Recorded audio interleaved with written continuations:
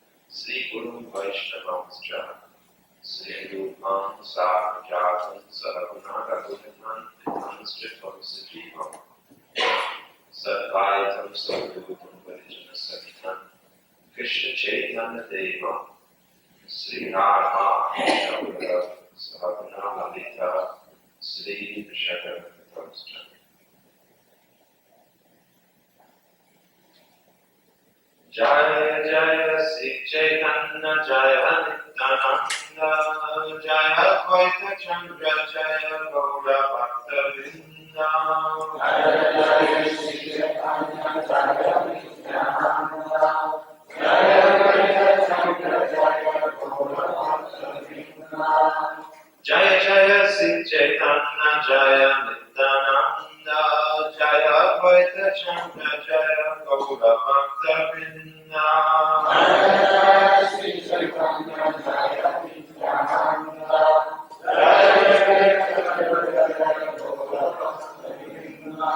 Jaya Jaya Sri Chaitanya Jaya Nityananda Jaya Advaita Chandra Jaya Gaura Bhaktivedanta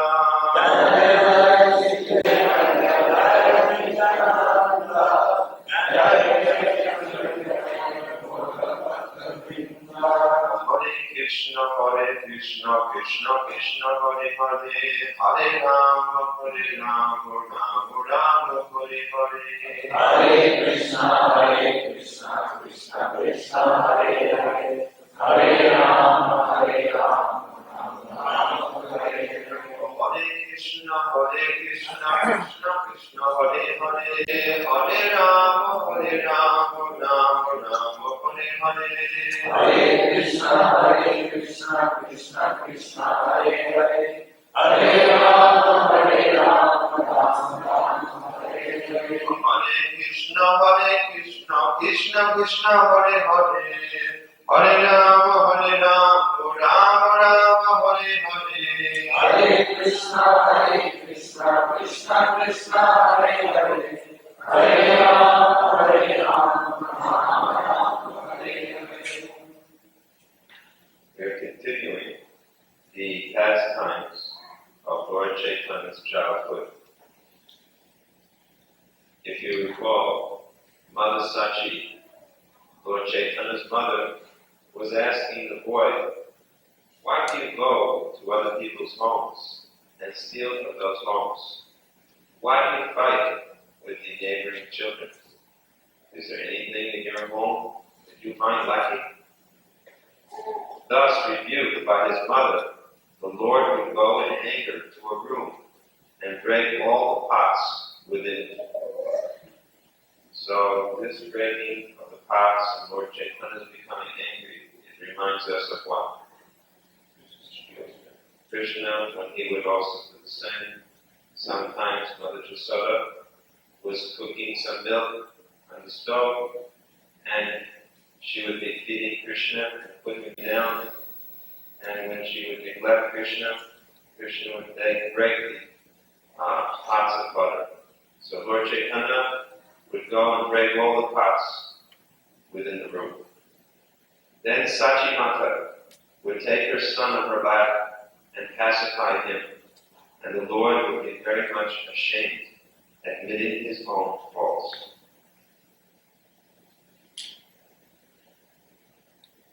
In the Chaitanya Bhagavad, chapter 3, Adila, where it is said that the child Lord used to steal all kinds of eatables from the houses of neighboring friends. In some houses he would steal milk and drink it, and in others he would steal and eat prepared rice. Sometimes he would break cooking pots. If there were nothing to eat, but there were small babies, the Lord would tease the babies and make them cry. Sometimes a neighbor would complain to Sachimata, "My child is very small, but your child puts water in the ears of my child, making the child cry." Once the child, Chaitanya Mahaprabhu, chastised his mother with his soft hand, and his mother falsely fainted. Seeing this, the Lord began to cry. The neighboring ladies told him, "Dear child, please bring a coconut from somewhere, and then your mother will be cured." He then immediately went outside the house and brought 2 coconuts. All the ladies were astonished to see such wonderful activities. Sometimes the Lord, with other children, would go to take bath in the Ganga, and the neighboring girls would also come there to worship various demigods. Prabhupada says, according to the Vedic system, small girls, 10 or 12 years old, would go to the bank of Ganga to take their bath, and would especially worship Lord Shiva with prayers to get good husbands in the future. They especially wanted to get a husband like Lord Shiva, because Lord Shiva is very peaceful and at the same time most powerful. Formerly, therefore, small girls in Hindu families would worship Lord Shiva, especially in the month of Vaishak, April or May, April to May. To take a bath in the Ganga is a great pleasure for everyone, not only for adults, but for children also. When the girls, after bathing in the Ganga, engaged in worshipping the different demigods, the young Lord would come there and sit down among them. Addressing the girls, the Lord would say, "Worship me, and I shall give you good husbands or good benediction. The Ganges and Goddess Durga are my maidservants. Not to speak of other demigods, even Lord Shiva is my servant." Prabhupada now has a very lengthy purport in which he states that there is a general misconception that amongst the Christians and the Mohammedans who say that in the Hindu religion there are many gods. Actually, that is not a fact. God is one, but there are many powerful living entities in charge of different administrative affairs. And they are known as demigods. I had a recent meeting in Dallas where there were many leaders of the various churches, Christian churches, and there were also the leaders of Muslim and Buddhist community. So I explained there also that there is only one Supreme Lord, and it is not a fact that the Vedic culture encourages the worship of many gods. The only reason sometimes that a particular Lord or God is addressed as supreme, or the only reason why people are encouraged to worship demigods is because of the fact that they are inclined in a particular mode of material nature. Someone was in a mode of ignorance, someone is in a mode of passion. To begin with, they may have to worship demigods. And in this way, their faith becomes stronger or fixed. And they gradually become regulated, disciplined, so that they can eventually worship the Supreme Lord. And as we spoke on Sunday, it is Krishna who makes the faith of the demigod worshippers strong, and it is Krishna who provides the gifts which the demigods bestow.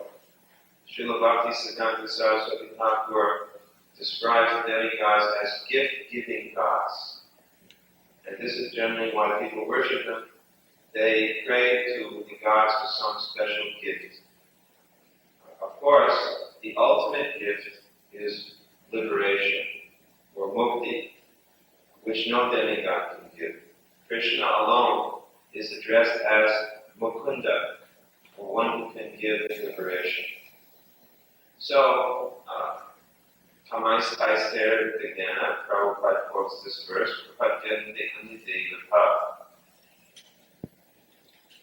due to people's lusty desires, they worship the demigods. Riddhigana, bereft of intelligence. Prabhupada says sometimes we, the members of the Krishna Consciousness movement, are accused of not approving of the worship of demigods. Isn't that true? Sometimes people say that you, people of ISKCON, you don't approve of worshiping demigods. But how can we approve of this when it is condemned by Lord Chaitanya and Lord Krishna? How can we allow people to become foolish and Rita Jnana, bereft of intelligence? Bhagavad Gita quotes this. Anyone who worships the demigods, they have lost their intelligence. So how can we encourage people to do that?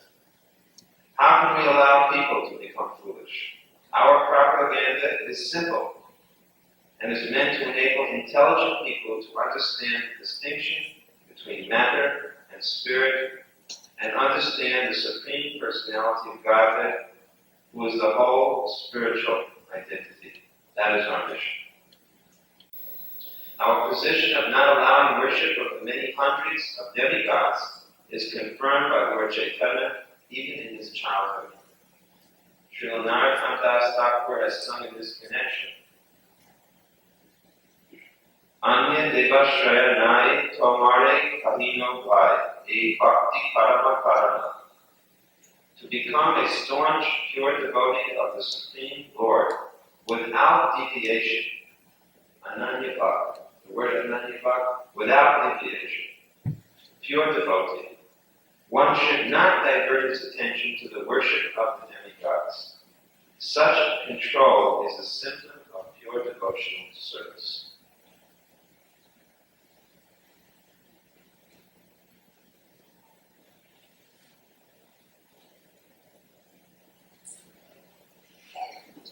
So Lord Chaitanya, just as Lord Krishna, discards the worship of demigods. You'll see in the Govardhan Lila, when Nanda Maharaj and the other residents of Vrindavan were going to worship Indra, Krishna told his father, there's no need. Whatever paraphernalia of worship you have arranged, you worship Govardhan.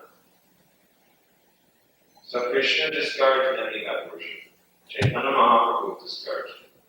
So, if someone is very much attached to the worship of demigods, you can tell them that they can offer the demigods the prasad coming from Krishna.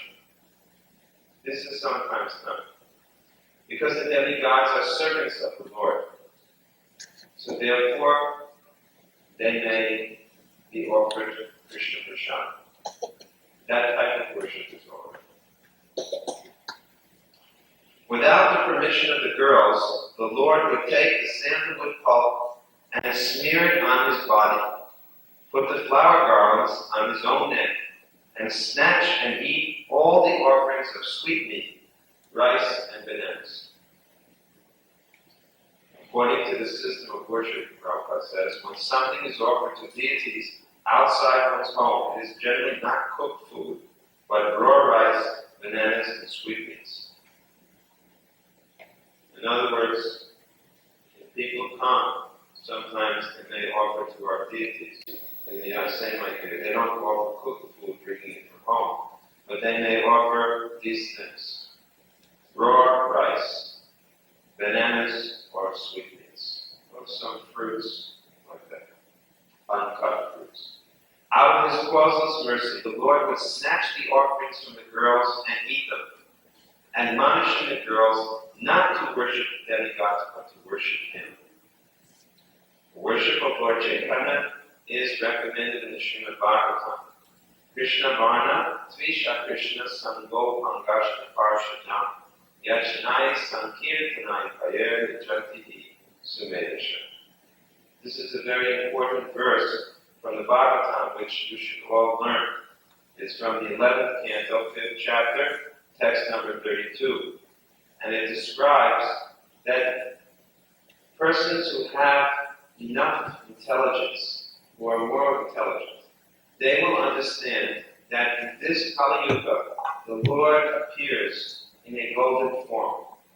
Sometimes the Lord is described as Tri-Yugi. Tri-Yugi means it is clear that in 3 yugas he comes. In the 4th yuga, the Kali Yuga, he also comes, but he comes not as God, but in the form of a devotee. When Krishna came, he demanded, Sarvadharmam pradityaja mamekam saranam vraja. Everyone surrender unto me. But when Lord Chaitanya came, of course in this pastime he is saying, surrender unto me. But generally he taught, surrender unto Krishna. He acted as if he were a devotee. And thus it was very hard for most people to know him as the Supreme Personality of God. So he is called Tri-Yugi. However, those who are able to read the books which have been researched by Lord Chaitanya's followers, Sri Rupa Goswami, Sri Sanatana Goswami, Sri Jiva Goswami. They have compiled many books, quoting from all the different Vedic literatures, to substantiate Lord Chaitanya's position as the Supreme Personality of God. And from their research work, we therefore can understand the position of Lord Chaitanya Mahaprabhu. And that is why we worship him as the Supreme Lord. It is not that after Lord Chaitanya left this world, his followers wrote some poetry and said, "You are God." They went back into the Vedas and drew out the verses from the Vedas, many verses, which substantiate his appearance as the Lord, even in Vishnu Shastra now. So, this is not some sectarian, dogmatic idea that we accept Lord Chaitanya, because sometimes this happens in different groups. They try to elevate someone up to the position of God. But unless we have heard from before, unless one is mentioned clearly in Scripture, unless he has all the markings on the body, and unless he performs Leela, which is extraordinary, and Lord Chaitanya performed many extraordinary Leela. Of course, these pastimes are apparently ordinary. We like to hear these pastimes because we understand that Lord Chaitanya is the Supreme Lord.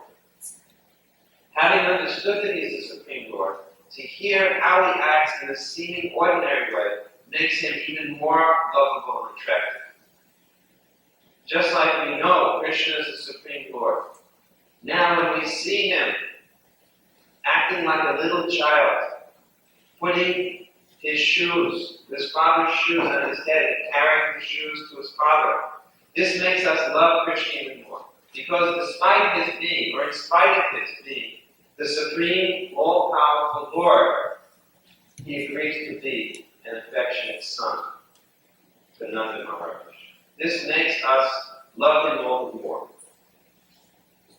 So, in the same way, you'll find the Chaitanya Chaitamrita, now we are reading from the Adi Lila chapter 14. But if you begin in Adi Lila volume 1, which I could have done, but I feared that you might become a little bit sleepy, more than normal, or bored, or something like that, if I only read philosophy, you see.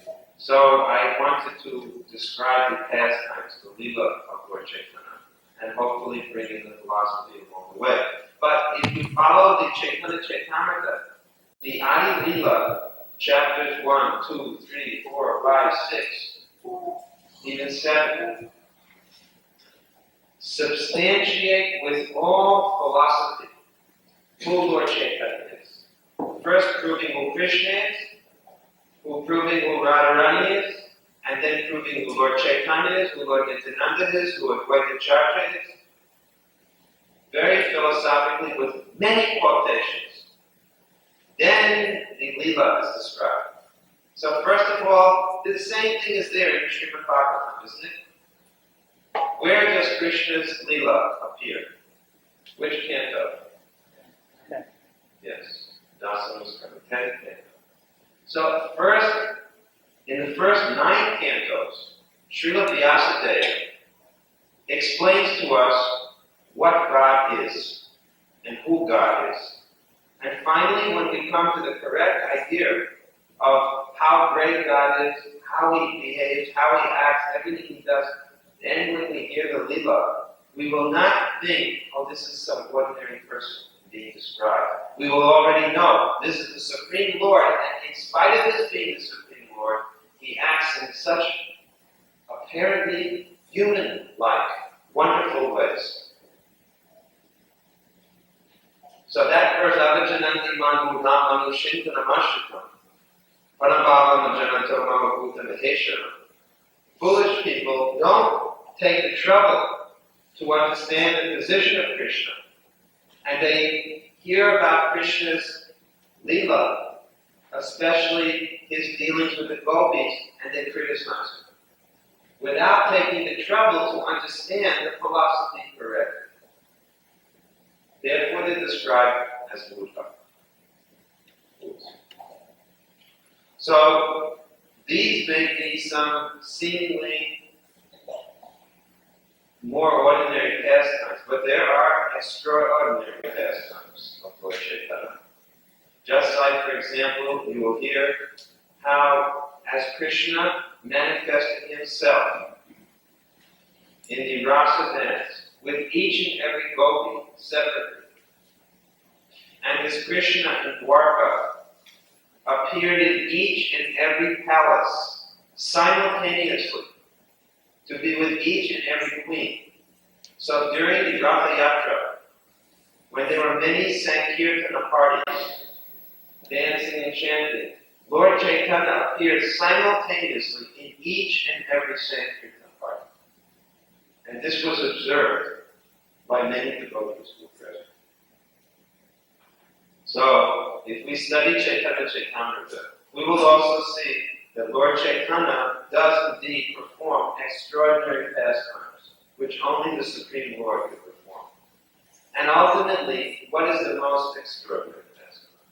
The most extraordinary pastime is that He has given us that thing which no one else ever gave. And this is prayer by Rupa Goswami. Namo Mahavaranyaya Krishna Prema Pradayate Krishnaya Krishna Chaitanya Namani Gauri Tishe Namaha.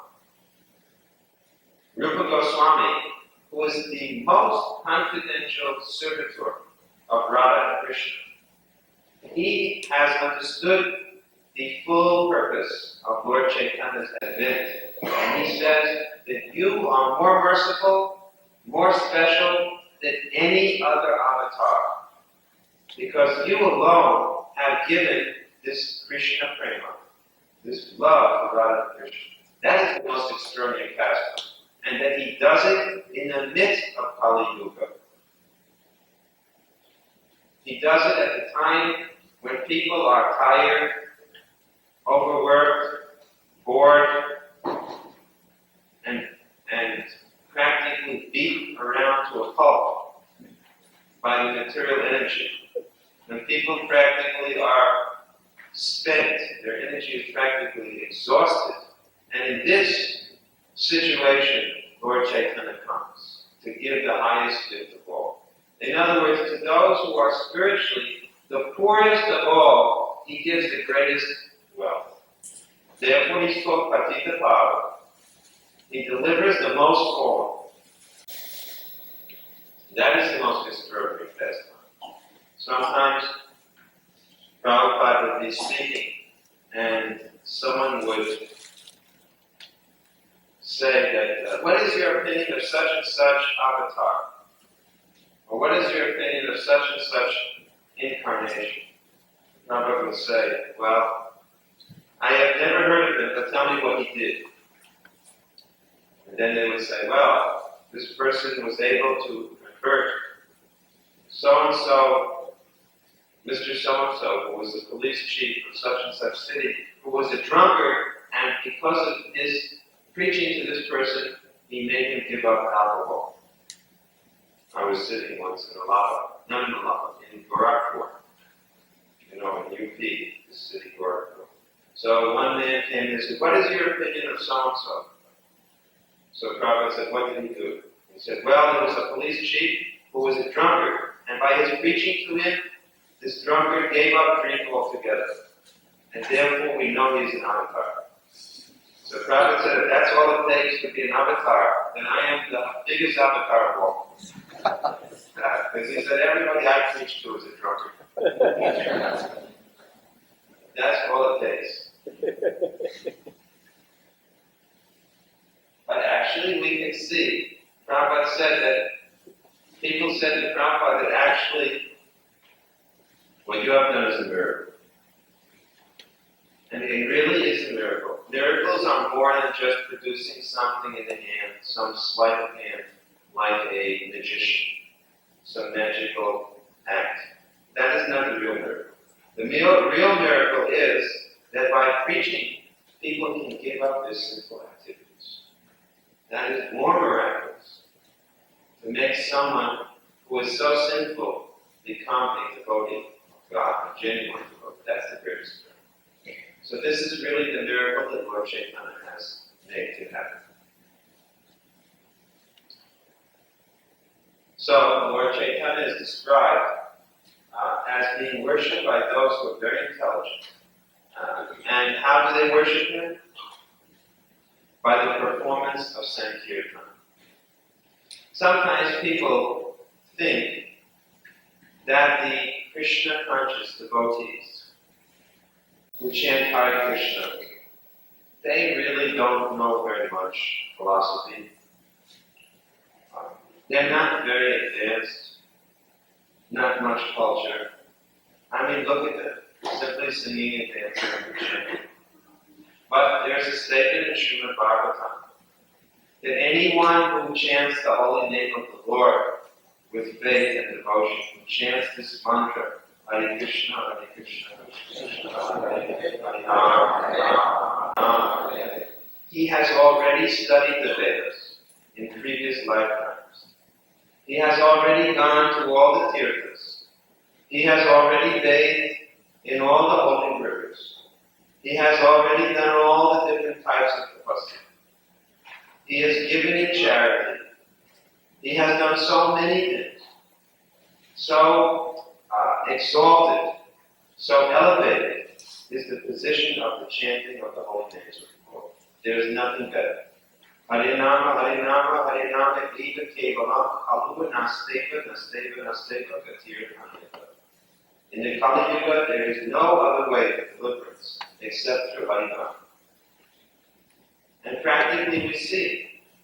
Now you look for yourself. There are so many swamis, so many yogis, so many gurus going worldwide. Now they may be teaching their teaching, and perhaps some of their followers are coming to them just as they did in India.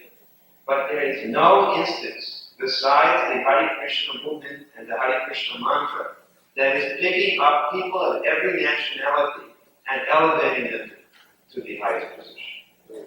That is not happening anywhere else. So that should show us what is the position of this mantra. There are many songs, there are many prayers, but there is no prayer equal to this prayer. Therefore it is called Maha Mantra. This mantra is called Maha Mantra.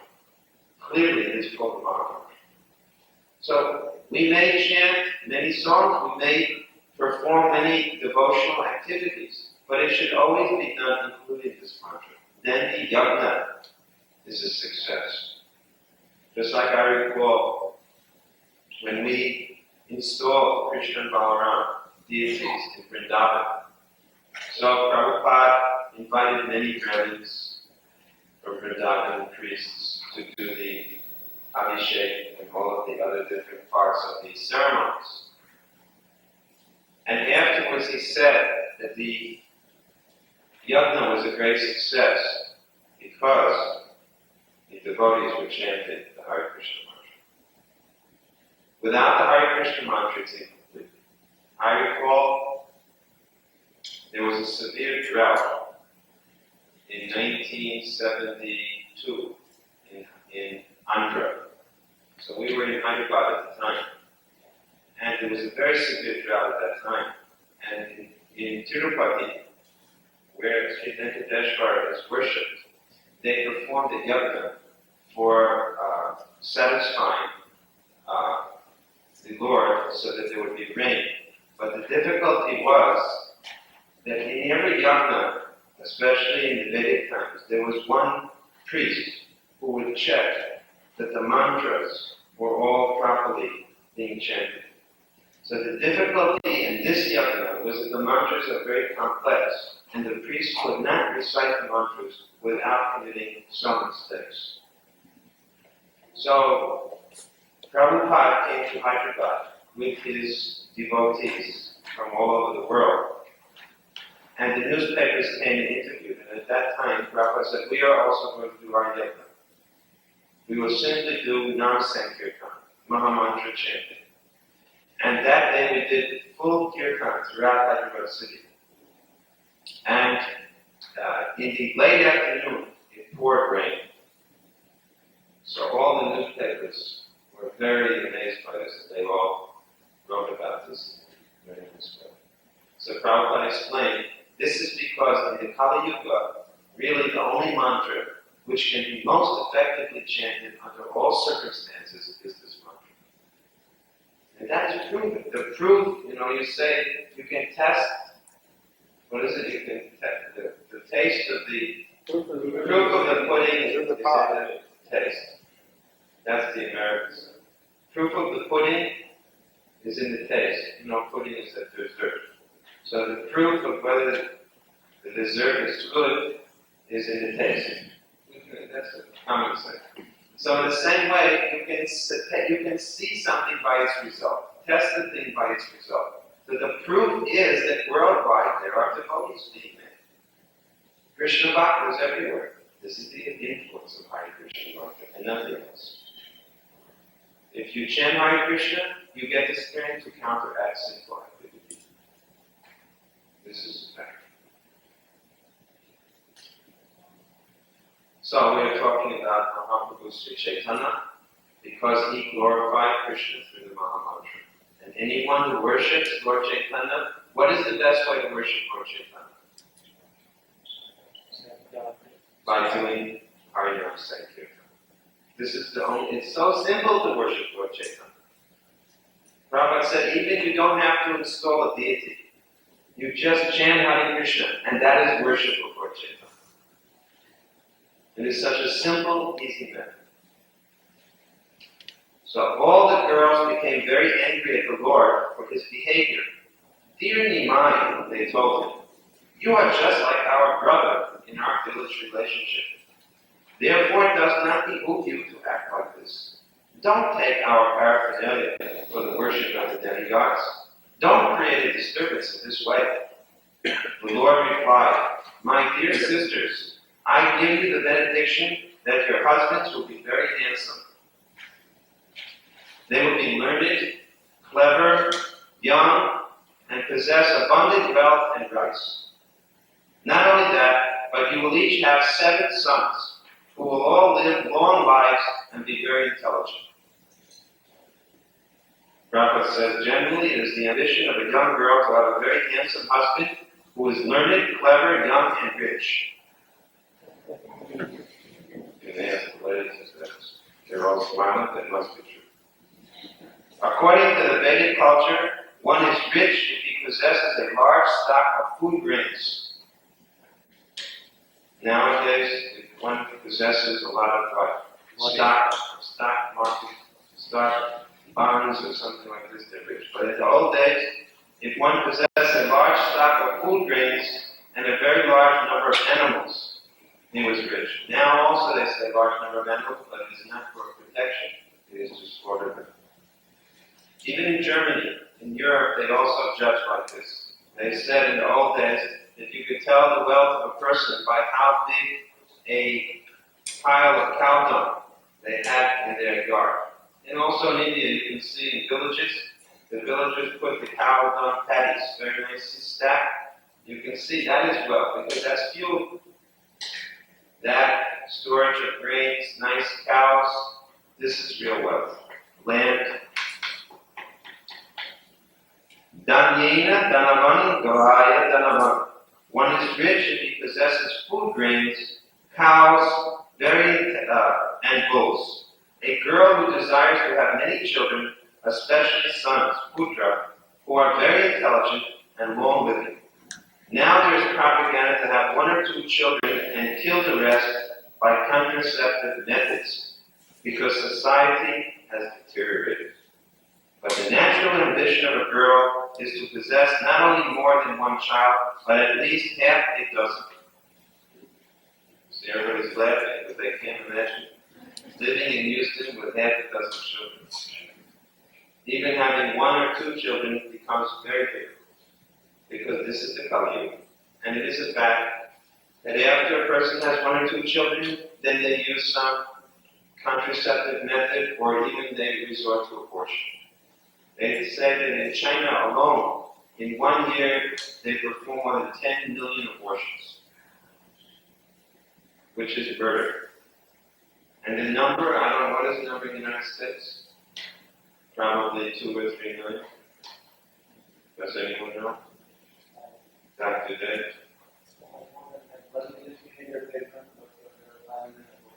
At least 5 million, perhaps. In China, that is the number that they have on record. Could be. Huh? America's number one. Mostly. America's always the leader in all respects, even in the simple. So, of course, and now, it is a false propaganda to say that the world is overpopulated. The world is not overpopulated, it is undermanaged. It is mismanaged. The resources of the world are mismanaged. There are so many useless crops which are grown, just like tobacco, tea, which have no food value at all. And so much land, valuable land, is spoiled in that way. So much land is used for grazing cattle, which are then killed and slaughtered, although the same land could yield more food to provide much more food and nourishment than the cattle can provide. It is all mismanaged. Some places have too much, some places have too little. So this is a complete myth that the world is overpopulated. It is misadministered, that is all. So actually people, if they were living in the natural, just like now, so many people rush to use it. And they live stacked on top of each other in apartment houses, all pushed together. But there's vast land which is unpopulated. Formerly, most people lived in an agrarian society. They lived in villages, and they had enough food, and they had no difficulty. The average sized family in America 200 years ago, how many people was it? 8. Right? Father, mother, and 6 children. So 6 children. Same thing with property. And that is true everywhere in the world. It is like that.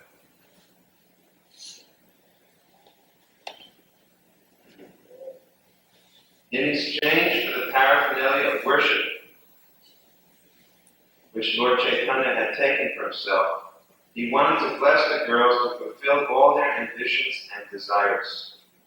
One can easily become happy and obtain the material benefits of a good husband, wealth, food, grains, and a number of nice children by worshipping Lord Chaitanya Mahaprabhu. Although Sri Chaitanya Mahaprabhu accepted sannyas at an early age, it is not necessary for his devotees to follow him by also taking sannyas. So all the ladies can now breathe a sigh of relief. Here it says, I will repeat it just for the ladies' sake.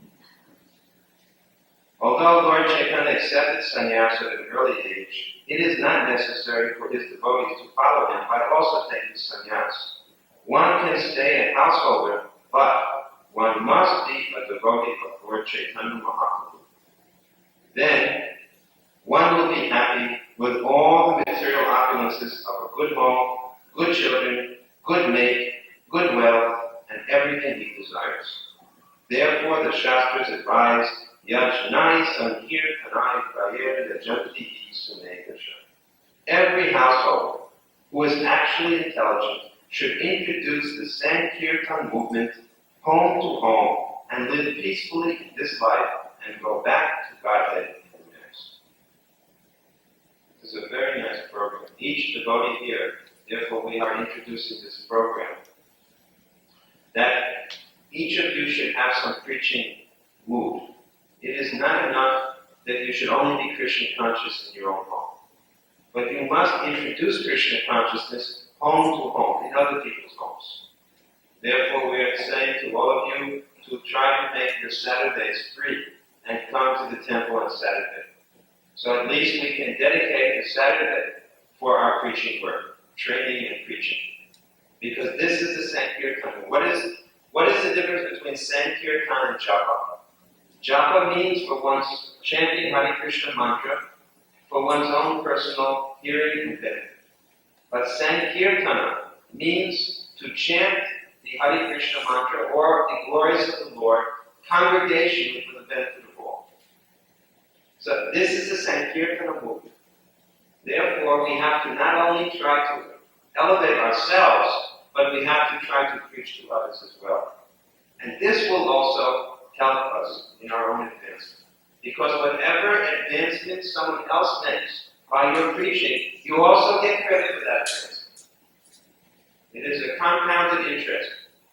Not only, just like sometimes if you put some money on fixed deposit, and they give you interest, and then the interest is added to the principal, and you make interest on the interest. Isn't that the way it works? So preaching is like that. It is interest on the interest. Not only you get the benefit of not only that person makes advancement, you also get the benefit of his advancement, plus you get the benefit of your preaching to him. You get interest twice. You understand? You get benefit by preaching to him, and whatever advancement he makes, you also get that benefit. So this is very sensible. You're all good business people, good business brain, and just consider this is the best way to make advancement, by preaching. Therefore, we're trying, Prabhupada therefore encouraged everyone. Why did you think that the devotees made so much rapid advance from all over the world? Because they preach. They go out, they sell Prabhupada's books, they do Harinam Sankirtan, they make life members, they collect donations door to door. And by doing all of these types of activities, by preaching, they're recognized by Krishna. Because Krishna says in Gita that anyone who explains this knowledge to our devotees is most dear to him. So you immediately become very dear to Krishna when you become a preacher. Now sometimes, generally we try to preach to the devotees. But because our Guru has ordered us, because Lord Chaitanya has ordered us to teach this knowledge to the general public, we also take that risk. It is a risk, because sometimes when we go to the public, they cannot understand. They criticize, they blaspheme. Sometimes they even become violent. But still a devotee tries to deliver them. And the best example is Nityananda Prabhu and Haridas Thakur. They went out and they distributed this Sankirtan to Jagai and Madai, even at the risk of their own personal physical safety. So following the example of Lord Nityananda, who is the original Guru, he is the first Guru of all, Lord Nityananda, we also try to preach Krishna consciousness to those who are non-devotees as well as those who are devotees. Hearing this benediction of Sri Chaitanya Mahaprabhu, all the girls were inwardly very happy, but externally, as it is natural for girls, they rebuked the Lord under the pretense of anger. This double dealing is natural for girls, Prabhupada says. When they are satisfied within, they externally show dissatisfaction. Such feminine dealings are very pleasing to boys who try to make friendship with them. Prabhupada is an expert psychologist. When some of the girls fled away, the Lord called them in anger and advised them as follows: if you are miserly and do not give me the offerings, every one of you will have an old husband with at least 4 co-wives. Prabhupada says that in India, in those days, and even until 50 years ago, polygamy was freely allowed. Any man, especially of the higher caste, the Brahmins, the Vaishyas, and particularly the Kshatriyas, could marry more than one wife. In the Mahabharata, or the old history of India, we see that Kshatriya kings especially used to marry many wives. According to Vedic civilization, there was no restriction against this, and even a man more than 50 years old could marry. But to be married to a man who had many wives was not a very pleasing situation, because the husband's love would be divided amongst his many wives. Lord Sri Chaitanya Mahaprabhu apparently wanted to curse the girls unwilling to offer him the Naivedya, to be married to men who had at least 4 wives. Of course, now, when Lord Krishna married 16,000 more than 16,000 queens in Dwarka, none of them felt slighted. Each one of them experienced that Lord Krishna was a perfect husband. Prabhupada says even the Krishna did, he was like a hand-picked husband sometimes. In other words, he would look to all the requests and needs of each and every wife, because he could expand himself to be present at the same time in every house. Now, in reading this purport, one may think that, well, now we have read this, so I will also look for another wife. Of course, it is very difficult to maintain even one wife, you, and you do not have the ability to expand yourself to be present more than once in one place. So it's not advisable. Now, Prabhupada's point was that this advice, now you can hear this point, consider, I will read more. The social structure allowing a man to marry more than one wife can be supported in this way. Generally, in every society, the female population is greater in number than the male population. Therefore, if it is a principle in the society that all girls should be married, this is a Vedic principle, all girls must be married. When they are young, they are protected by their father. When they grow up, they must be married, and later on they are protected by their elder children. But a woman must always be protected. So all ladies, all girls would have to be married. If it is a principle in society that all girls should be married, unless polygamy is allowed, it will not be possible, since there are more girls than boys. Especially because some of the boys may remain brahmachari. So definitely they may have to be polygamy. If all the girls are not married, there is a good chance of adultery, and a society in which adultery is allowed cannot be very peaceful or pure. In our Krishna Consciousness society, we have restricted illicit sex. The practical difficulty is to find a husband for each and every girl.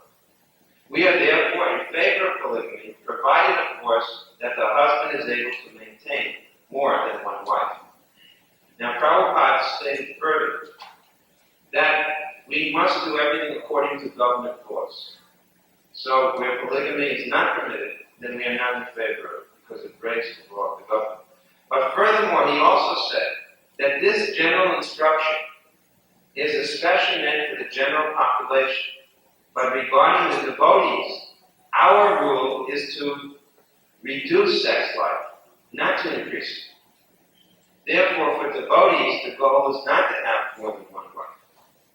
In other words, for someone who is more materialistically inclined, they may accept many wives, if they can support them and if the government permits it. But in the devotees community, our idea is to gradually diminish sex life. Therefore, getting married more than once will not accomplish this. It will act in the opposite way. So no one should think about this who is a devotee.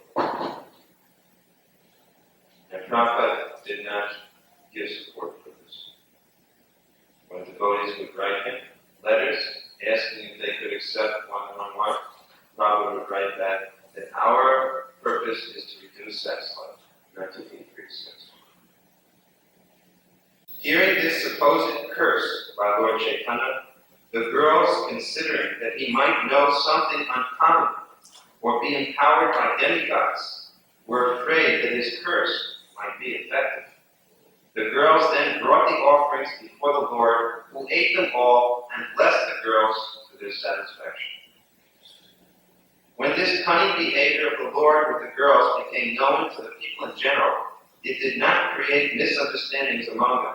Rather, they enjoyed happiness in these dealings. Just as during Krishna's time, whatever Krishna did, everyone became pleased.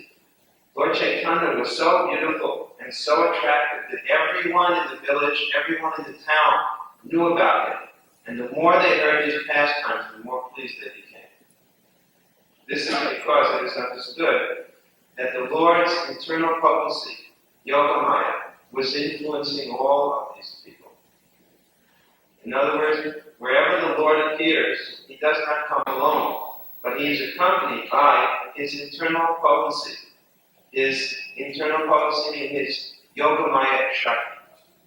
So she would influence all of the other residents to become more and more pleased with the Lord. One day, a girl of the name Lakshmi, the daughter of Vallabhacharya, this is a different Vallabhacharya than many of you have heard of the Vallabhacharya who formed the Pushti Marg Sampradaya. This is a different Vallabhacharya. This is a Vallabhacharya who is in Navadvip. One day, a girl of the name Lakshmi, the daughter of Vallabhacharya, came to the bank of the Ganga to take bath in the river and worship the demigods. Prabhupada says, according to the Gaura Gonadesha Deepika, Lakshmi was formerly Janaki, the wife of Lord Ramachandra, and Rukmini, the wife of Lord Krishna in Dwarka. Just as Krishna appears, Yuge Yuge, we hear, he comes again and again. So, Krishna comes again and again, and his consort also comes again and again. So Krishna's wife, Rukmini Devi, is the same Sita Devi in the pastimes of Ramachandra. And in Lord Chaitanya's Leela, she came as Lakshmi. The same goddess of fortune descended as Lakshmi to become the wife of Lord Chaitanya Mahaprabhu. Seeing Lakshmi Devi, the Lord became attached to her, and Lakshmi, upon seeing the Lord, felt great satisfaction within her mind. Their natural love for one another awakened, and although it was covered by childhood emotions, they were still children. It became apparent that they were mutually attracted, because they're eternally connected. They're eternally connected. There's a very nice description of how Radha and Krishna first met. And when Radharani was born, she was born with a golden complexion. Her body was exactly the color of pure gold. And every way, she was completely perfect. Only one problem, she was blind. When Radha was born, she could not see. So her father, Rishabhanu, took her to Varshana. And sometimes Nanda Maharaj and Jasoda used to visit because they were neighbors. Nandagram and Varshana are just near each other. So one time Nanda Maharaj and Jasoda brought their child Krishna, and he was only a small infant. Maybe he was walking, barely walking by that time, say perhaps 2 years old, or 1 or 2, something like that. So when Krishna came, he pulled himself up to see the little baby, Radha, who was laying there blind. And when Krishna came and looked in Radharani's face, Radharani suddenly opened her eyes, and then she was able to see. So even from when the time they were little babies, they were connected. So nobody can understand these things. When they say that this is something wrong, that Krishna is with Radha or Krishna is with the Gopi, he's eternally connected with all. Always. And they always appear together in every universe whenever they appear, and they're always together in the spiritual world. Lord Chaitanya Mahaprabhu and Lakshmi Devi are eternal husband and wife. Therefore, it was quite natural for their dormant love to awaken when they saw one another. Their natural feelings were immediately awakened by their meeting. They both enjoyed natural pleasure in seeing one another, and under the pretext of demigod worship, they manifested their feelings. She had come to worship the demigods, so in that connection, they were associated. The Lord told Lakshmi, just worship me, for I am the Supreme Lord. If you worship me, certainly you will get the benediction you desire. Prabhupada says, this is the same philosophy declared by Krishna. Sarva dharma prityaja mamekam saranam vraja aham tvam sarva papya mukshisyami masacha. Just give up all other forms of worship and worship me. People do not understand this. They are accustomed to flatter or worship many demigods, human beings, Even they flatter cats and dogs. But when requested to worship the Supreme Lord, they refuse. This is called illusion. Actually, if one worships the Supreme Lord, there is no need to worship anyone else. For example, in a village of limited area, one may use different wells for different purposes. But when one goes to a river where there is water constantly flowing in waves, that water can serve all its purposes. Right? When you go to the river, you can get water for drinking, you can wash your clothing, you can get all the needs, everything that you would do in a village. Sometimes we see in villages they keep a separate well for each thing. One well they use to pull water for drinking, one well they use for bathing, one well they use for some other purpose. But if you live near a river where there's constant flowing water, that river does everything for you. Similarly, when you worship Krishna, there's no need of separate well. There's no need of going to this God, that God, that God. That one Supreme Lord, He can do everything. Similarly, if one worships the Supreme Lord Krishna, all his goals will be served. On hearing the order of the Supreme Lord, Sri Chaitanya Mahaprabhu, Lakshmi immediately worshipped him, offering sandalwood pulp and flowers for his body, garlanding him with malika flowers, and offering prayers to the Lord. You can see how she acted differently than all the others, isn't it? They all had something to say back to him. They were not sure. But Lakshmi immediately, without hesitation, offered everything to Lord Chaitanya. Being worshipped by Lakshmi, the Lord began to smile. He recited a verse from Bhagavatam and thus accepted the emotion she expressed. This means that the verse recited from Bhagavatam is here. Sankalpo vidita satyo bhavatinam archanam mayanu mohita satyo satyo bhavitam artati. My dear gopis, I accept your desire to have me as your husband and thus worship me. I wish your desire to be fulfilled because it deserves to be so. This is referring to when Krishna stole away the gopis' saris. When the gopis were bathing in the Jamuna. Actually, all the gopis had been praying to have Krishna as their husband. So in order to get their saris back, they all had to expose themselves before Krishna.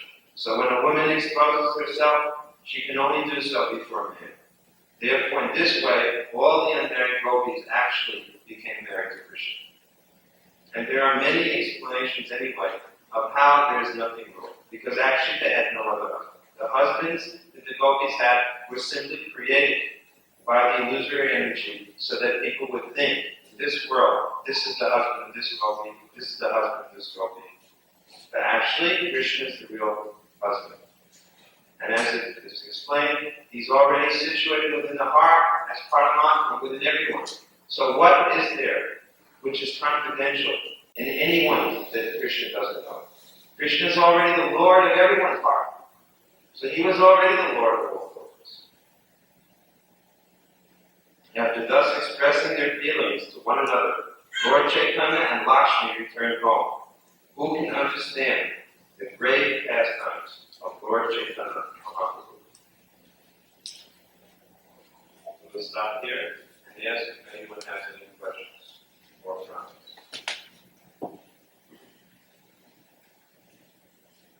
Maharaj, you said that, I believe you said it was in Bhaktivedanta, that one who chants the Maha Mantra has obviously studied the Vedas in previous lives. I wonder if you could elucidate on that for those of us that are just now being attracted to the movement, but have in our past, in this life, accumulated some seriously dangerous karma.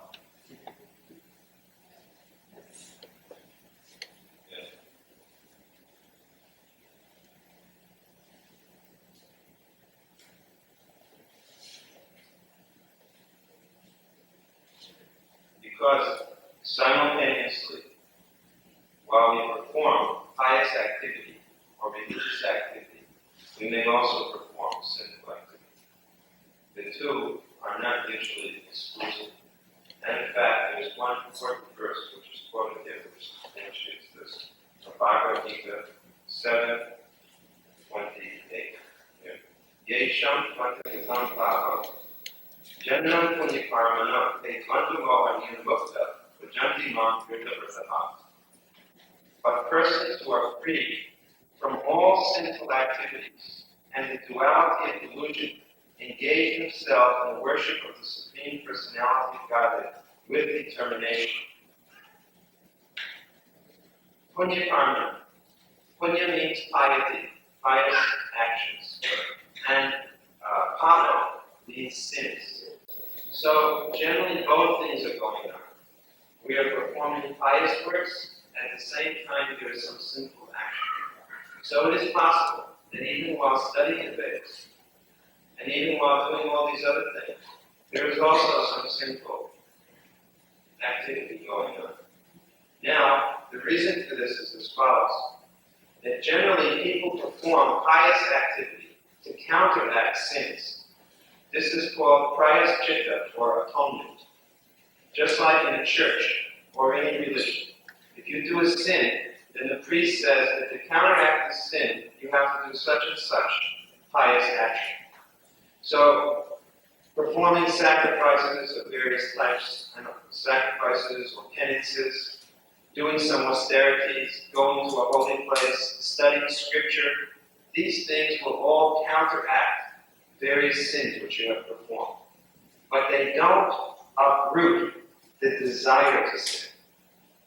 And because the desire to sin is still in the heart, one goes on sinning. The only thing that can change the desire to sin is pure devotional service to God. Bhakti. Because it's not just punya, it's not just piousness. It is not just actions in the mode of goodness, it is pure goodness, it is transcendental, it is spiritual. And it destroys the sin at the very root. So that it cannot ever come up again. So loving devotional service to God is different than any other type of pious activity. So this is not contradictory, that we may have studied the Vedas, we may have performed sacrifices, we may have visited holy places, and yet in this lifetime we may still sin. Because those actions basically counteract other sins. They don't destroy the desire to sin. That can only be destroyed when we come to pure devotional service, which we call Krishna Consciousness. Krishna Consciousness means pure devotional service. Is that clear? Yes, thank you, Mama. At what point is a devotee in Krishna Consciousness performing pure devotional service versus lower devotional? Yeah, when he acts according to the order of his guru. In other words, when one gets a bona fide Vaishnava guru, and that Vaishnava guru gives instructions according to the literatures, devotional literatures, like Bhagavad, Srimad Bhagavatam, and its corollary books, then anyone who follows that guru's instructions and that shastra is performing pure devotional service, or he's on the path of pure Krishna Bhakti. Of course, for the full effect of the devotional service to manifest, then all these sinful reactions should be burned away first. When there is no more sinful reactions of any type being experienced, then we can say that pure devotional service has finally manifested itself. But already, as soon as you begin the process of Krishna consciousness, because it is under the guidance of the Vaishnava Guru, you're already on the path of pure bhakti. One time I asked Prabhupada, how many pure devotees are there? Prabhupada says, how many devotees do we have in our groups? That many pure devotees. In other words, anyone who's already on the path of pure Krishna bhakti may be considered in one sense to be a pure devotee. Is it clear? Well, does one have to come to the platform of mode of goodness before one can get the transcendental good? Before one can what? Go to Sudasattva? If one can serve Krishna from any one of the modes, from any position at all, one can serve Krishna. And if Krishna accepts that service, then one's on the Sudasattva platform. That you see is already going on. You think that all the devotees in this movement are sattvic. Some are passionate, some may believe, but if they offer the results to Krishna, gradually they become purified. In that purified state, they're in Sudasattvic position, which is transcendental to the one of goodness. So this is Rishikenam Sevanam Bhakti Ruchita. Bhakti means to engage your senses in the service of Krishna, Rishikesh. So at the present moment, the senses are not purified. Someone's senses are conditioned by ignorance. Someone's senses are conditioned by passion.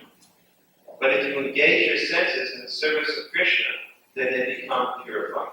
That means Sudasattva. Completely pure. Of course, our 4 rules: no eating fish eggs, no gambling, no illicit sex, no intoxication, that automatically will bring one to the goodness platform, sattvic mode. Those 4 rules create a background of goodness. No eating fish eggs, no gambling, no intoxication, no illicit sex. But even with that background, because the modes of ignorance and passion are very prominent, one may still be serving from that position. But if it's offered to Krishna, then gradually one gets purified directly. Directly one becomes transcendentally situated. Without any other secondary process. Not that we say, just like one time in India, in Vrindavan, 2 devotees went to a temple and they were looking at the deity. I told this before. They were looking at the deity in Vrindavan, a very old deity. So the pujari of the temple saw them and he said, yes. He said, if you pray to this deity, then in your next lifetime you can take birth in India as a Brahmin and worship this deity. So when these 2 sannyasis told Prabhupada this, Prabhupada said that you should have told him that if he continues to worship the deity, then in his next birth he can take birth in America and go on Sankirtan.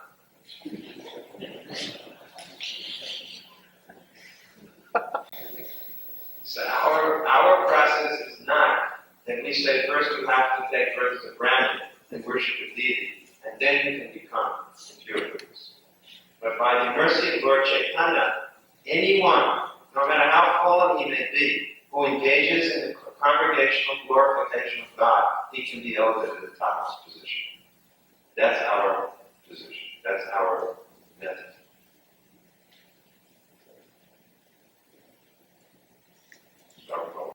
You were saying something about japa and sankirtan.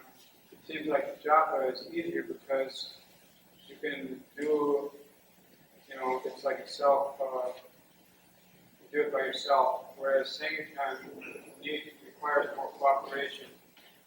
So or sacrifice, sometimes it seems like it involves more people who have to work together. Right. So how do we kind of develop that mood of, working together?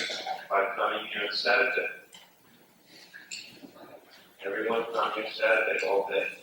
Then you will learn.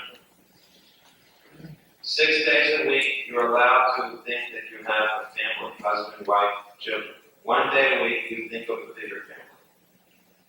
This is the idea. Just like every day, you are working with your husband, wife, and children as one unit. And you learn how to work together. So 1 day a week, we should all come as a greater spiritual family and learn how to work together.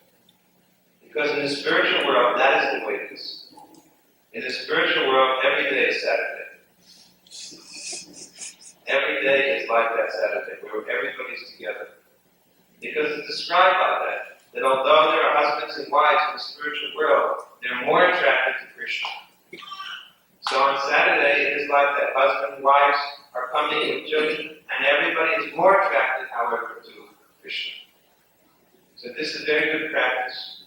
It's very nice. Of course, eventually, when you get older, your children are grown up, then you can become full-time devotees.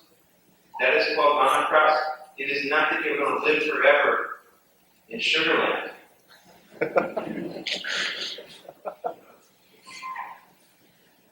Sooner or later, you have to move to Radha Nilamana. You have to make some nice vanaprastha ashram. When the children are grown up, then you don't need a big house. You can live in one room, husband and wife. Simple. And do full-time devotion. You should look forward to that day. Any last question? Well, we will end up we just know that how much integrity We know if we're advancing by how much we satisfy the Guru and Vaishnavas. This is the sign of our advancement. We can inquire from the Guru and the Vaishnavas, are you pleased with my service? And is there anything further that you can suggest for me to do?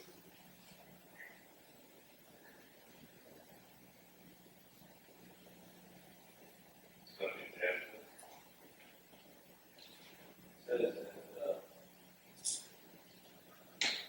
Bhakti duration of Bhakti, and that's the tradition of Maharaj,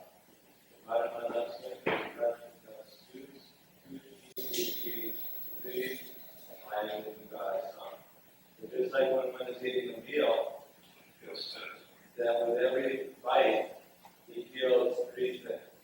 He feels there's satisfaction, there's the gain of strength, and there's the alleviation of hunger. So simply by the proper execution of bhakti yoga, there should be bhakti, the awakening of love for Krishna, and Paranubhasha, which means the direct reception of Krishna, as well as Bhakti, which is detachment from things that are not related to Krishna.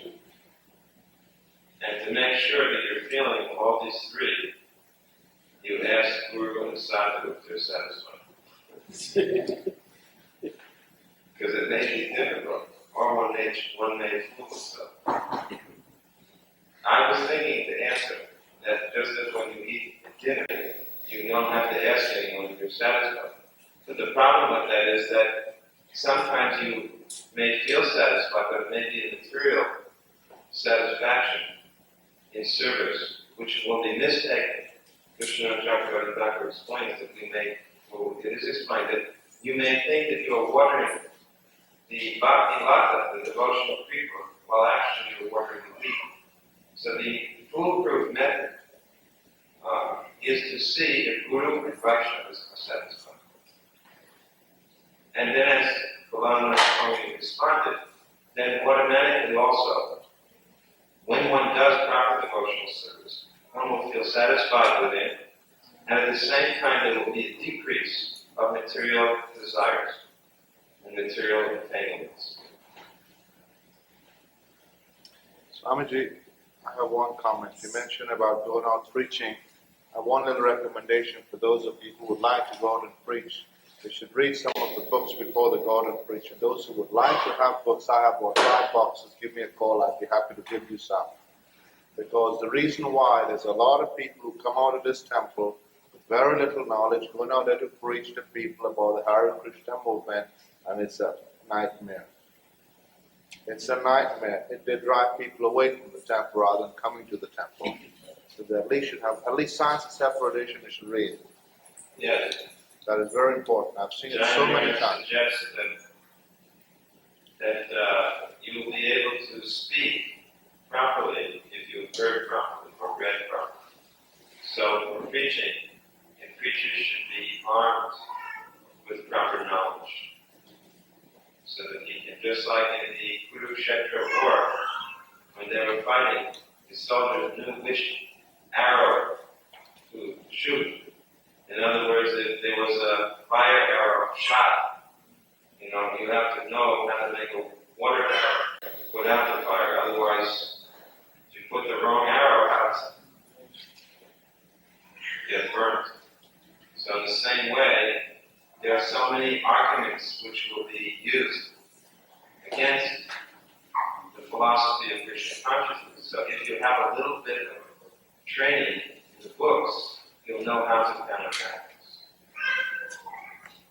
Every day you must read. The best training is daily to read. Just like the Pandavas to become good soldiers, they didn't just suddenly become good. Every day they practiced their weapons.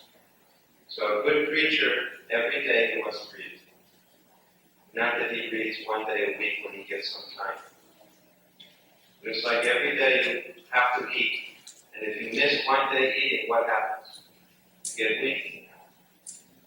So in the same way, if you're a preacher and you want to be a preacher and you miss studying 1, 2, 3 days, then you become weak. So I think we will stop here and we will have the arti. Sri Chaitanya Chaitamrita Ki.